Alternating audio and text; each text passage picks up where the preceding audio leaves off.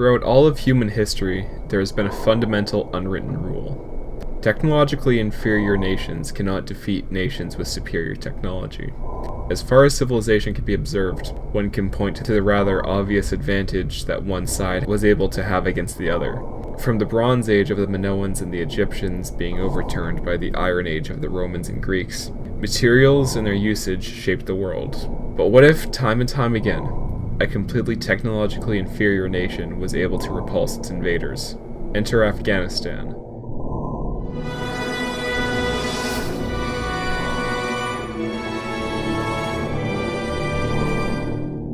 The wide deserts, grasslands, and mountains of Central Asia is host to a diverse range of ethnicities and cultures. But there is a binding factor that pulls them all together: colonial rule. From the early 1800s, Britain began the full annexation of India and Bangladesh, while Russia continued to organize the nomadic tribes and clans of the Kazakhs and Uzbeks. By the 1840s, the easiest lands to conquer had more or less all been taken, and the mountain kingdoms of Afghanistan and Baluchistan became the focus of the great powers. At first, negotiations were peaceful and showed promise. After the negotiations for Afghanistan to become a British protectorate failed, the British East India Company declared war on the solemn mountain people. The British Army, numbering 30,000, crossed the foothills into Afghanistan, and within months they were able to besiege the capital city of Kabul. With the city taken, and Amir Dost in captivity, the British placed a puppet king, Shuja Durrani, as the head of state. Durrani's reign as the Shah of Afghanistan was short-lived, however, as the true nature of warfare of Afghanistan has become apparent. The Afghan land army at the start of the war was near non-existent, as the country had not been under threat by any other nation for such a long time that it had not been seen pertinent to actually fund the military. But to many people living in the country, the duty of protecting their village and tribe became top priority. As the British expedition left Afghanistan victorious in their conquest, constant sniper fire and guerrilla warfare was waged for 3 years. The land of Afghanistan is harsh, to put it lightly, and to the outsider this dark corner of the world was a completely alien place. Maps were unreliable or non-existent, guides were scarce, and resources were scattered in small oases and villages. The British expedition entered the country with 30,000 men, but left with less than 6,000. The experience completely shattered the world's expectations as the so-called dervish savages destroyed an entire British army group. The Afghan militias were barely armed with rifles, but with the knowledge of the landscape and with the support of the civilians, guerrilla warfare so commonly seen in the Middle East becomes into existence.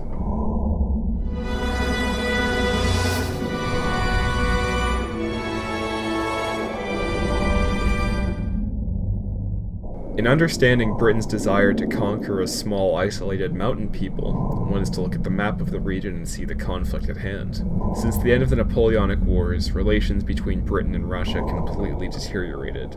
The two countries were mortal enemies, who time and time again started crises over land and diplomatic influence, which would be a factor in Britain's involvement in the Crimean War.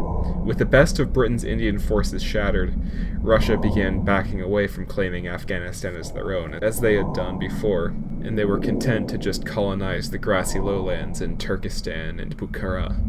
Another example of Britain and Russia's rivalry can be seen in their partitions of Persia. By the 1840s, Persia was becoming a client state and was starting to go through the motions of westernization, but with less military action and more diplomatic maneuvers. Persia is much like Afghanistan in that the country is an endless string of mountains and villages. A direct invasion of the country would be disastrous from a supply standpoint. In so far, the exception of Russia annexing small border territories, Persia was more or less unmolested. By 1879, however, with early modern technology and tactics, Britain tried again to subdue the stubborn Afghan, by claiming some border regions as rightful territory of India. During the Second Anglo-Afghan War, the results were more or less the same. Thousands of British soldiers poured into the poorly organized Afghan land army, and were again quickly able to capture Kabul. But for years, the British faced sniper fire and guerrilla tactics, much as has been seen in the 1840s. But the peace treaty was signed immediately after the capital was taken, meaning that in this conflict, Britain can claim victory. The treaty more or less made Afghanistan a protectorate of Britain. The Afghans still remained stubborn, but for 40 years they remained waiting for a time to regain their past glory. By this point, Afghanistan's markets began to be open to foreign trade, and the British established mass mines and opium plantations. The Afghan government was under the control of the British, but the continual pushback by the tribes and farmers made any actual power the British had over the average person's life minimal.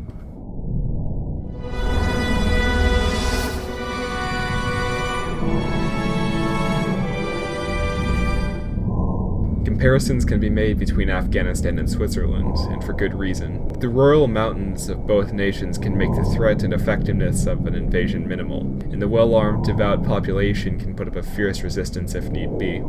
Afghanistan, like many other pseudo-tribal societies, have a highly decentralized government, that means that even though the major cities and industrial sectors in the capital can be taken, the nation can still easily function under occupation due to rigid local governments. Add to this the general religiousness of the Middle East, being amplified by the constant calls of jihad against invaders, makes the Afghan soldier much more well-equipped psychologically and morally than the poorly led and underpaid foreign invaders. An interesting point to make is that in numerous nations and military philosophy, a common idea continues to appear. The French call it kran, and the Japanese call it gyokusai, but the idea is the same. Although one can be outmanned and outgunned, suicidal boldness can be seen as an effective method to wage war, and in many times in Afghanistan's case this has been fact. By 1914, while the European powers exhaust themselves in the First World War, little attention was paid to the small, unassuming princedom of Afghanistan. The British, after the war, were completely bankrupt and weary of warfare,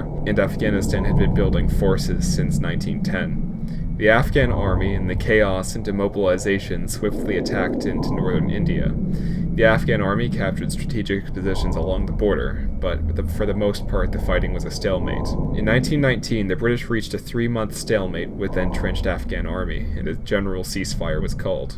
The Afghans demanded the complete independence from foreign powers, and the removal of all British influence in the Afghan government. A bitter peace was convened, and with it the War of Afghan Independence was a nearly bloodless victory. Britain, a nation which was able to withstand the horrors of the First World War, was again humiliated by a backwards Middle Eastern emirate for the third time in 100 years. By this point, the international mythos of Afghanistan had been formed, and to this day the nation is still referred to as the graveyard of empires.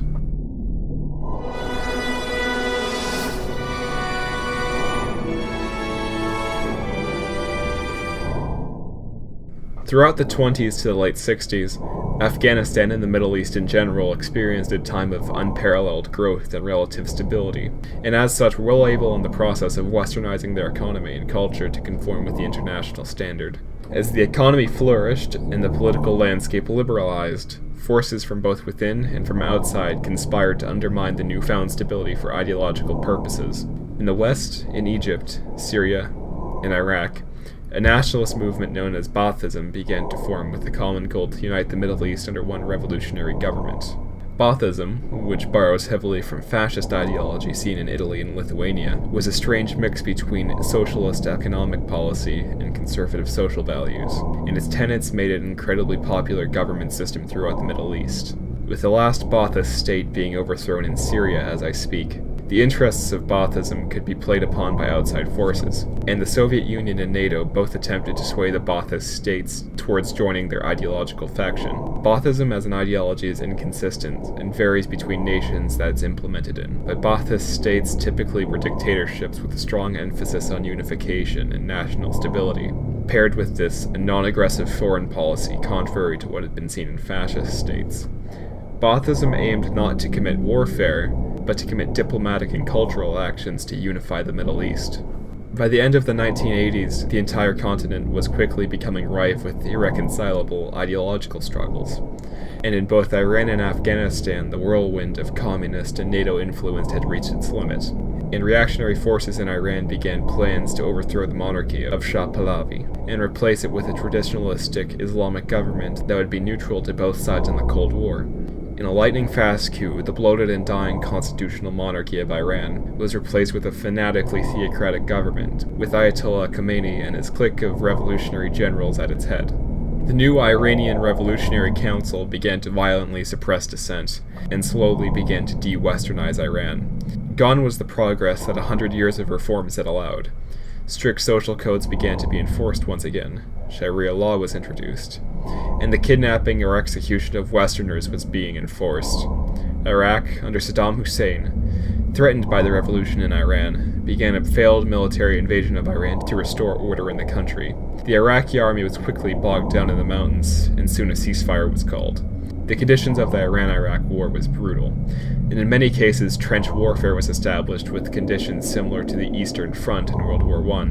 The situation in Afghanistan was no better.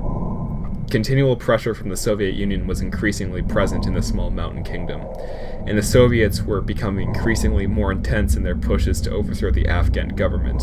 In 1973, the King of Afghanistan, Zahir Shah, was out on vacation in Italy, and in his wake his cousin, Daoud Khan, began a coup to overthrow the conservative king, and begin his rule as the liberal prime minister after building a republic.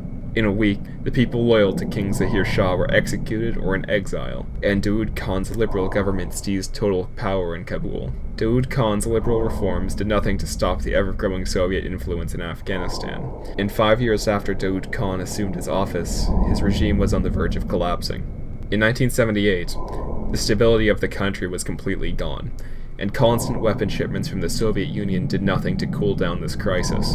And in this crisis, the flames of revolution had been fueled. In this revolution, there were two major liberal parties in control of Afghanistan, and aside from forming an alliance to overthrow the king in 1973, the two political parties were mortal enemies. The National Revolutionary Party, under Daoud Khan, which was directly responsible for forming the Afghan Republic, was in opposition to the People's Democratic Party, which was much more radical than the Revolutionary Party, and had close ties to the Soviet Union. The People's Democratic Party was under the thumb of the Soviet Union, and was more or less entirely a puppet state of Soviet interests. In a secondary coup, the armed communists stormed the presidential palace and major administrative headquarters in the capital, and within a week all power was cemented in the hands of the Communist Revolutionary Council. Eager to expand their influence, the Soviet Union declared intervention in the Afghan Civil War, and took the side of the People's Democratic Party, who were fighting the loyalist regime of Daoud Khan. By this point, the entire Afghan military had either been disbanded or just deserted, and in the chaos many reactionary movements began forming. Many shadowy organizations began forming with the common goal of establishing an Islamic caliphate in Afghanistan and expelling all foreign influence from the country. These groups went by many names, but the Mujahideen was the most famous and organized of all these radical groups. Remember that this entire revolution was in the Cold War, and where the communists in the Soviet Union began asserting their power in Afghanistan. The United States was eager to throw their cards into this game, and stop the continuation of communist ideology into the rest of the Middle East. Regardless of one's political outlook, the United States has an incredibly naive foreign policy when it comes to civil wars, and more often than not, we end up supplying groups with weapons and money that would be considered terrorists by modern standards. The United States assumes that in every civil war, there always has to be some kind of liberty-loving freedom fighters who just need a little help overthrowing the tyrannical, oppressive state, and then finally they can have a wonderful, free, democratic society. But more often than not, these freedom fighters ended up being much, much worse than the government that they had overthrown. With this instance in Afghanistan, a man so hated and reviled today was considered a freedom-loving moderate. His name was in the papers. You might have heard of him. His name was Osama Bin Laden.